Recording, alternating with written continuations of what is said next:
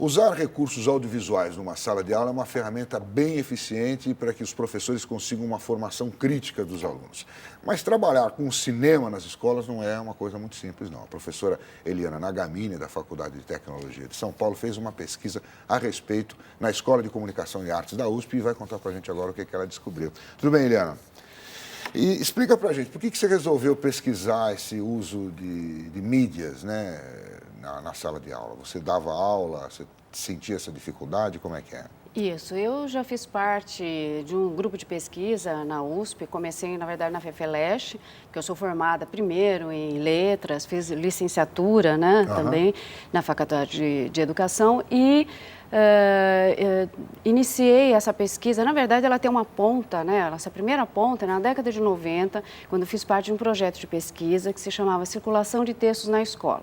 Tá. Tinham 3 pontas. Uma das pontas era justamente o trabalho com a escola e as outras linguagens. E naquela época eu já fui entrando também na rede estadual, né? Então também dava aula para o ensino fundamental, ensino médio, e observava certas dificuldades para trabalhar com algumas linguagens. Quando você fala linguagem, você fala que Linguagens arte? midiáticas. Linguagem midiática. Não só arte. Não só Não. cinema, literatura, não. Não, assim, as linguagens, assim, propaganda, tá. o jornal, história em quadrinhos, Televisão. né? Televisão, programas, diversos programas de televisão, né? A entrada de diversas linguagens na sala de aula. Tá. Então, ali eu já comecei, naquele momento, a pesquisar qual era a relação dos professores e dos alunos com essas linguagens. Naquela época havia muito mais dificuldade, década de 90, de fato, quase não se falava, assim, em sala de aula, um trabalho, assim, não havia um trabalho sistemático dentro da sala de aula com, por exemplo, a televisão. O jornal ainda entrava, né, com um pouquinho mais de adesão, mas assim, telenovela, propagandas, entravam, mas era muito pouco, não tinha um trabalho sistemático. Tá. De lá para cá, eu fui desenvolvendo especificamente um trabalho com as adaptações de texto literário para cinema ou para televisão. Eu observava o seguinte, havia uma dificuldade muito grande do aluno em ler os textos literários. Então, a minha reflexão era por que isso ocorria? Né? Qual era a dificuldade? Então, uma das pontas é perceber que os jovens, há uma modificação na percepção, nas atividades de leitura, no que há no cotidiano dele, né? Que às vezes traz uma dificuldade em entrar com a leitura de textos literários. Quer dizer, afasta ele da literatura. Afasta, porque, enfim, as atividades que você programa com textos literários, e eu naquele momento queria fazer algo diferente, né? Então, comecei a trabalhar com adaptações em sala de aula. Então, a gente lia o livro, eu levava o filme. Às vezes não dava para assistir assim ele inteiro, pegava fragmentos, né? Até por conta do tempo, vamos dizer do assim. tempo de aula, né? A gente acha assim que em língua portuguesa você tem uma carga maior realmente, mas nem sempre você tem aquilo que a gente chama de dobradinhas, né? Então, assim, não dá para você passar o filme inteiro. Se você vai programar uma atividade, às vezes precisa articular a atividade com outro professor. Bom, então as minhas reflexões, na verdade, elas começam naquele momento. E depois eu fui fazer o meu mestrado. No mestrado eu desenvolvi estratégias de leitura, né, de adaptações. Então eu vou estudar o processo de transposição do texto literário naquele momento, especificamente para a televisão. Tá. Depois eu fiz alguns outros trabalhos mexendo com o cinema. A ideia é a seguinte... Quer dizer, eu olho para o texto adaptado, de que maneira? Eu estou esperando que ele seja fiel ou não? Quer dizer, qual é a dificuldade, né? O que fazer com esse texto literário numa outra linguagem? Isso, né? Na sala de aula, especificamente na sala de aula. Eu posso ver o cinema, assistir uma adaptação tranquilamente, né? Mas assim, na sala de aula, o que fazer? Então, nesse estudo, o que ele me revela? Que é importante que eu reconheça alguns elementos de permanência, o que estabelece uma relação de intertextualidade, mas os desvios, né, que se processa na transposição me trazem marcas que são importantes, marcas de uma contemporaneidade, né? Quer dizer, como é que é essa releitura na adaptação? Qual é a proposta, né, de sociedade, de valores que está nessa releitura? Então, não esperar a fidelidade e também não negar o que está ali nos desvios, no que eu chamo de atualizações, né? Então, no mestrado, Você trabalhou com isso? Eu desenvolvi e venho trabalhando também em outras... analisando, né, as várias adaptações no cinema ou na televisão. Tá, e aí agora no doutorado... E agora eu fui para as escolas da rede estadual, fiz um mapeamento, né, em algumas regiões, né, nas regiões da cidade. Da capital. Isso, e entrei em algumas escolas estaduais, só estaduais, do ensino médio. E conversei com os professores do ensino médio, com professores especificamente de língua e literatura, tá, mas também para entender o contexto da escola, conversei com os outros professores. Então, o que ocorre? Os professores hoje falam muito mais de mídia, levam para a sala de aula, têm um contato, têm uma interação. Tem um equipamento ali na sala? Então, ele não tem na sala dele. Aí começa o... Começa o problema. Começa assim, os fatores que vão permitir que ele leve ou não, que ele faça um trabalho, quer dizer, qual é a condição que ele tem, né? Então, eu fui estudar, assim, quais as várias mediações, né, nesse contexto escolar que podem permitir ou não, né? Quais são as interferências? E quais são? Quer dizer, você falou do equipamento, às vezes não tem na sala dele, vai ter numa outra sala, num laboratório, vai ter que deslocar os alunos para o laboratório, é isso? Isso, então, pois, você tem, as escolas hoje estão equipadas. Você não pode falar que não tem. Não, tem sim, tem uma sala de informática, tem a sala de vídeo. Então, não posso dizer que o professor nunca leva. Quer dizer, ele precisa se programar, você tem uma sala de vídeo, às vezes com períodos que tem turmas, 15 turmas, tem umas escolas que são grandes, né? Então são muitas... 300 alunos lá dentro. São muitas turmas para você articular para uma sala de vídeo. Porque E as salas são pequenas ou são grandes? Não, ela comporta uma sala, né? Comporta uma classe. Isso, comporta uma classe. Você vai levar só uma classe. Tá. Né? Você não tem um auditório. Tá? Eventualmente, tem escolas que têm... eu fui em algumas escolas que tinham realmente um espaço muito semelhante ao auditório, mas não dá para você levar, por exemplo, a escola inteira para assistir um filme. Você leva uma turma, né? Tá. Bom, aí você tem uma sala de vídeo, às vezes duas, porque às Tá. vezes eles fazem algumas adaptações, né? E é possível ter um outro espaço, mas ainda pouco.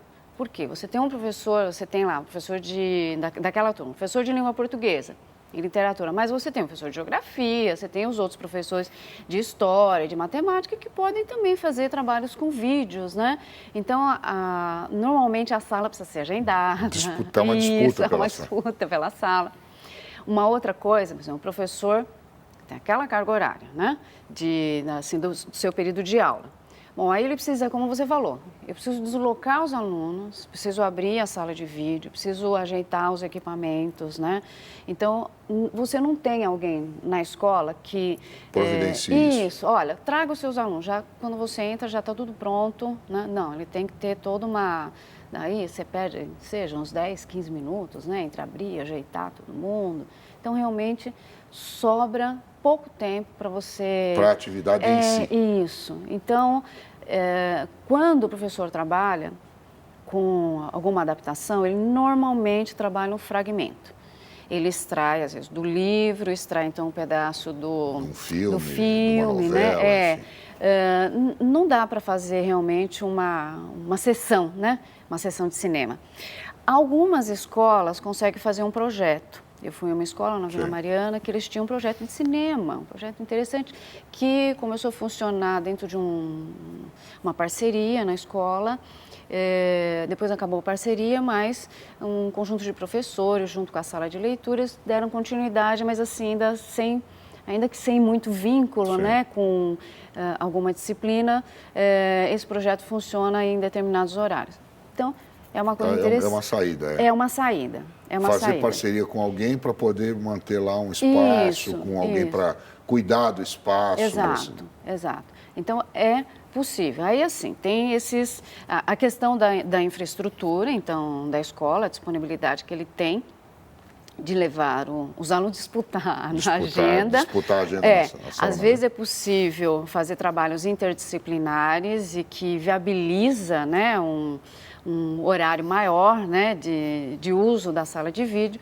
Isso é interessante, os trabalhos interdisciplinares, que geralmente estão atrelados a atividades programadas pela escola, né? Então, é possível fazer? Mas não no meu cotidiano, assim, no dia a dia. Assim, uma vez por semana eu vou lá e levo meus alunos. E os professores, eles têm essa prática, esse hábito? Porque se o professor foca nisso, ele acaba se programando, ele acaba dando um jeito, forçando com a escola, fala, escuta, nós precisamos, tal, não sei o quê. Tem esse hábito? Como é que está o professor? Não vou, assim, não exatamente um hábito. Lógico que eles escutem, né? Existem os horários de HTPC em que eles vão discutindo as necessidades, questões pedagógicas, questões de formação, né? Enfim, cada escola tem uma dinâmica diferente, né? Eu estou falando assim que é uma coisa bem genérica, né? Mas cada escola, às vezes, está vivendo momentos diferentes. Esses horários são horários coletivos, em que é possível fazer essas reivindicações. O professor percebe a importância desse trabalho. Sim. Às vezes, ele se utiliza não exatamente da escola, recomenda para os alunos assistirem, faz uma programação, né? Mas ele percebe também que é interessante estar junto com o aluno assistindo. Porque não é só assistir. A sala de vídeo não pode ser assim, eu vou levar meu aluno, ele assiste e vamos embora. Resolveu o problema. Resolveu o problema. Não é isso. Eles querem realmente discutir. Então, por isso o trabalho com fragmento, né? Eu pego um fragmento dessa transposição, né, o original e o texto adaptado, só um pedaço, seja que você use 15, né, 10, 15 minutos, né, de um trecho para você poder discutir, que é isso que é importante. E há uma reivindicação, lógico, quando a escola tem maiores dificuldades, né? Mas, enfim, isso depende de toda uma relação, né? No interior da escola. E o que você conclui? Qual é a tua conclusão nisso? Quer dizer, o Estado, o governo precisa, quer dizer, a política pública precisa agir aí, ou é uma questão do professor se empenhar nisso? É uma questão conjunta, não é só do professor. Eu acho que esse discurso a gente precisa tomar muito cuidado, né? Qual é o papel desse professor? Ele é um mediador. O andamento pedagógico não depende só dele, ele precisa de toda uma estrutura, né? Aí estou falando de condições de trabalho, desde infraestrutura, a sua realidade individual. Esse é um dos pontos na minha tese. Quando eu olho nas mediações, tem uns buracos, né? Quer dizer, onde estão as tensões, né? E eu vejo, assim, como uma das maiores tensões é essa realidade do professor que está na rede. Tem uma carga horária muito grande, né? Tem um acúmulo mesmo, às vezes ele não trabalha só num turno. Eu acho que eu não encontrei, nesse universo de professores que eu pesquisei, acho que eu não encontrei um professor que trabalhasse num período só. Tá. Ele sempre trabalha mais do que um. Isso é uma carga muito grande, considerando que você tem as outras atividades, né? Preparação familiares, de aula, enfim. Isso, não é só uma questão profissional, ele vai prepará-la, mas ele tem família, né?